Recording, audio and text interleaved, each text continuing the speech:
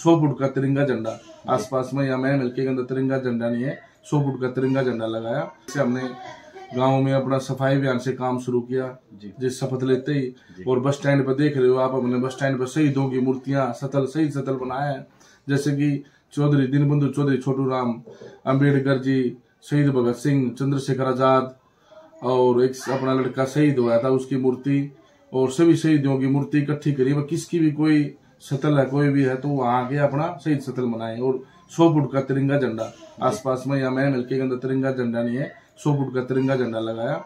और शहीद bus stand बनाया ताकि सवारियों के लिए कोई दिक्कत ना हो। क्योंकि हमारा गाँव के अंदर 4-5 गाँव नजदीक लगते हैं, जैसे कि बरहान गाँव है, जायब है, गिरोड है, खरेटी है, तो सारे हमारे गाँव अप्रोच, गाँव मोखरा है अप्रोच है।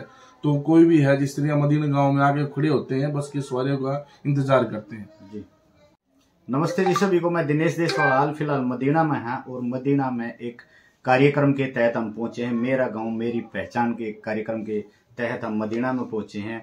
बात करेंगे, सरपंच प्रतिनिधि हमारे पास बैठे हैं मदीना से, बात करेंगे इनके विकास कार्यों के लिए। 1.5 साल लगभग बीत चुका है, इनकी जो काम कार्यशैली है उसके बारे में भी बात करेंगे। तो प्रधान जी नमस्ते। नमस्कार। एक बार हमारे दर्शकों को अपना परिचय दो प्रधान जी। सभी दर्शकों को नमस्कार। मैं जगबीर उर्फ राजा शर्मा, सरपंच मदीना प्रतिनिधि, खंड महम, जिला रोहतक। जी प्रधान जी, जो अपने गांव में सौंदर्यीकरण का जो प्रोग्राम चला था उसमें आपका गांव पहले स्थान पर है। सबसे पहले हम आपको बधाई देते हैं। और दूसरा ये पूछेंगे कि हमारे दर्शक भी पूछना चाहते हैं कि आपने 1.5 साल में क्या क्या ऐसे कार्य करे जो आपका गांव नंबर 1 पे आया है प्रधान जी।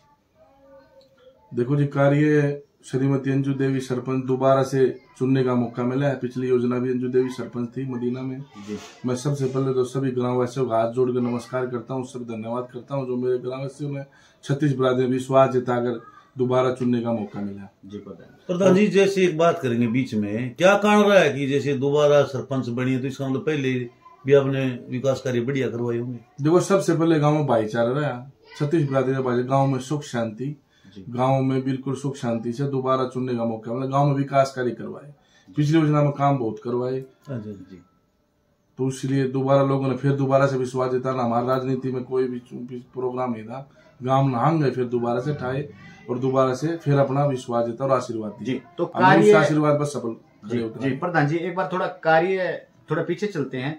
क्या क्या कार्य ऐसे थे, जैसे मान लो अपने साफ सफाई के हैं, जोड़ वगैरह हैं, पशुओं के लिए है, हॉस्पिटल के लिए है, मनुष्य के लिए है, तो क्या क्या कार्य थे? जैसे मान लो सफाई अभियान चलाया आपने, या कौन से कार्य किए जिससे आप पहले स्थान पर आए? कार्य देखो जी, गांव में सबसे पहले तो देखो पंचायत जमीन को घेरता है जी। हमारी बुआ जी किशनी देवी स्वर्ग में है, उन्होंने अपनी 440 गज जगह फ्री ऑफ कॉस्ट पंचायत को श्री परशुराम धर्मशाला बनने के लिए दान दी। हमारे परिवार से हमारी बुआ जी, उन्होंने फ्री कॉस्ट पंचायत को जमीन से उनका गांव के गौरव फोटो में दानवीरों में नाम लिखा हुआ है जी। फिर हमने पंचायत की तरफ से एफडी से 50 लाख रुपए से धर्मशाला तैयार करी। और जी पहलवानों के लिए हमारा खाड़ा है, यहाँ पर खाड़े की 4 दीवारी, जिम की व्यवस्थाएं, लेडीजों के लिए, मातृ शक्ति के लिए, आजकल बाहर घूमने का बिल्कुल क्यों काम तो रहे नहीं खेतों के, तो उनके लिए ओपन जिम की सुविधाएं करी। कम्युनिटी सेंटर भी हुआ, शादियों के लिए फ्री सेवा, किसी भाई गरीब आदमी कोई भी शादी भी हुआ, शादी के लिए कम्युनिटी सेंटर लगवाया। युवाओं के लिए जिम रखवाया, जिम की फ्री सुविधा करी। और खेलों के साथ पढ़ाई के साथ साथ भी जो भी गाँव का बच्चा किसी भी खेल में या किसी भी उसमें जीत के आया, उसका पंचायत तरफ से सम्मानित करा। स्कूलों में समय समय पर स्कूलों का बढ़ावा हुआ, स्कूलों में समय समय पर जाके देखा कोई बच्चा भाई फर्स्ट आया, सेकंड आया है, आने वाली 15 अगस्त को 26 जनवरी को उनका सम्मान किया गया। और रही गलियां, गांव की कोई गली कच्ची नहीं है, पूरी हरिजन बस्ती में सारी गलियां बना दी। पूरे गांव की कोई गली ऐसी नहीं जो बनने का लायक है, सारी गलियां बनाई। चौपालों का निर्माण करवाया, गांव में सीसीटीवी कैमरे लगवाए, लाइटिंग लगवाई गांव में जी प्रधान जी। तो स्टेडियम बनवाया गांव में। भाई साहब, जैसे बात करें, आपने बताया कि शिक्षा के लिए आपने इतने प्रयास किए हैं जी, स्कूलों का आप दौरा भी करते हो, लेकिन दिन प्रतिदिन इसके बावजूद भी सरकारी स्कूलों की स्ट्रेंथ घटती जा रही है, बच्चों की संख्या। तो आपके क्या प्रयास रहे कि सरकारी स्कूलों की संख्या बढ़े?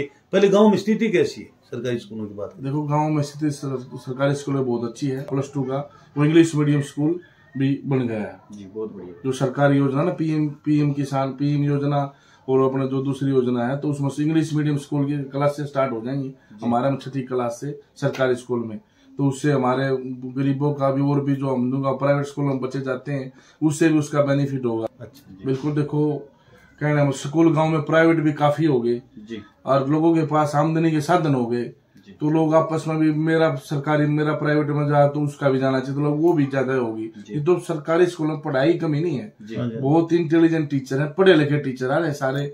हम भी समय समय जाकर रजिस्टर चेक करते हैं उनका, कोई सरकारी टीचर समय पर आया कि नहीं आया। बच्चों को भी कहते हैं सरकारी स्कूल में टीचरों से कोई दिक्कत है कोई परेशानी है तो हमें आगे बताओ, हम दूर करेंगे समस्या।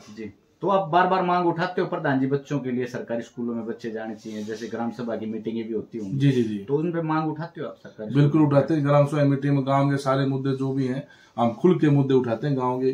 किसी भी अधिकारी सब अधिकारियों को ग्राम सभा बुलाते हैं मीटिंग में, और कोई भी गांव की समस्या तुरंत अधिकारियों के वहीं बैठ के गांव के सामने अधिकारियों को फोन पर सूचित करते हैं गांव की समस्या है, इसको नोट करो, तुरंत प्रभाव से कराया जाए। क्योंकि ग्राम सभा ऐसे ही है जैसे विधानसभा। बिल्कुल सर, विधानसभा है और लोकसभा में वैसे ही ग्राम सभा मानी जाती है। उस दिन कोई गांव की समस्या सरपंच प्रतिनिधि सरपंच किसी अधिकारी के पास खुल के फोन कर सकता है, ये मेरे गांव की समस्या इसको नोट किया जाए और करवाया जाए। गांव के कुछ और मुद्दे थे, पानी की समस्या थी गांव की, जिस तरह 3 लाल चले गए, देवीलाल भजनलाल बरसीलाल, ऐसे हमारे गांव का काम नहीं हुआ पानी की समस्या थी। तो हमारे हरियाणा सरकार ने 3.5 करोड़ से ऊपर लगभग न्यू निडाला माइंदर रजबाया काम शुरू करवाया और नई डग्गी का निर्माण होगा। तो ग्रामीणों को सुचारू रूप से पानी मिल रहा है सर?